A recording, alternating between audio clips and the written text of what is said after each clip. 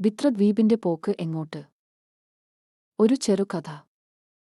ബിത്രദ്വീപ് എപ്പോഴും ശാന്തമായ ഒരു സ്ഥലമായിരുന്നു.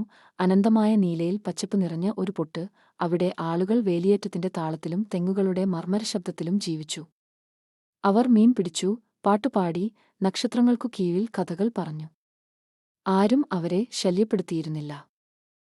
പുതിയൊരു ഭരണാധികാരി വരുന്നതുവരെ. ഒരു ദിവസം ഹെലികോപ്റ്ററിൽ അദ്ദേഹം അവിടെ എത്തി, അമർത്തിപ്പിടിച്ച യൂണിഫോമിൽ, സായുധരായ കാവൽക്കാരുടെ അരികിൽ. ബിത്രാൻമാർക്കരയിൽ ഒത്തുകൂടി.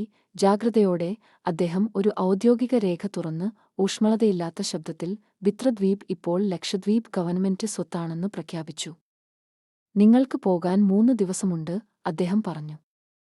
മൂപ്പന്മാർ പ്രതിഷേധിച്ചു. കുട്ടികൾ അമ്മമാരെ കെട്ടിപ്പിടിച്ചു. ഭരണാധികാരി ശബ്ദം ഉയർത്തിയില്ല. അദ്ദേഹം ഉത്തരവ് ആവർത്തിക്കുക മാത്രമാണ് ചെയ്തത്. അദ്ദേഹത്തിന്റെ മുഖം കൈകളിലെ പേപ്പറുകൾ പോലെ മിനുസമാർന്നതും വായിക്കാൻ കഴിയാത്തതുമായി.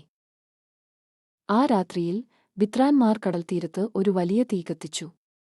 അവർ വാദപ്രതിവാദങ്ങൾ നടത്തി, ചെറുത്തുനിൽപ്പിന് തീരുമാനിച്ചു. പക്ഷേ ഭരണാധികാരിയുടെ കൈവശം തോക്കുകളുണ്ടായിരുന്നു. ഭരണാധികാരിയുടെ കൈവശം നിയമങ്ങളുണ്ടായിരുന്നു. 3-ാം ദിവസം രാവിലെ ബിത്രയിലെ ജനങ്ങൾ ചാരനിറത്തിലുള്ള കപ്പലിൽ കയറി. അവർക്ക് കൈവശം വയ്ക്കാൻ കഴിയുന്നത് മാത്രം വഹിച്ചുകൊണ്ട് അടുത്തുള്ള ചെത്ലാത്ത് ദ്വീപ് ലക്ഷ്യമാക്കി യാത്ര തുടങ്ങി.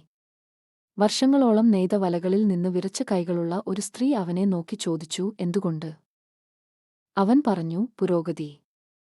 ദ്വീപ് അവരുടെ പിന്നിൽ ചെറുതായി, ചക്രവാളത്താൽ വിഴുങ്ങി. ഭരണാധികാരി തിരിഞ്ഞു നോക്കിയില്ല.